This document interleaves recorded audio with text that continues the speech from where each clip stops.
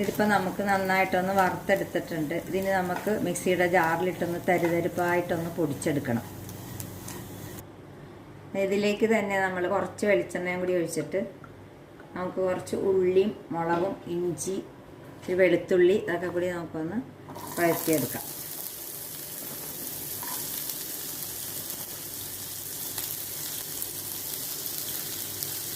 ഇത്തിരി മുളക് ചതച്ചത്,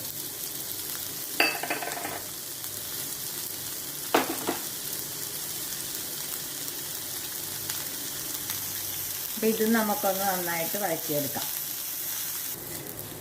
ഇപ്പോൾ നമ്മുടെ ഉള്ളിയും ഇഞ്ചിയും വെളുത്തുള്ളി എല്ലാം കൂടി നന്നായിട്ടൊന്ന് മൊരിഞ്ഞിട്ടുണ്ട്.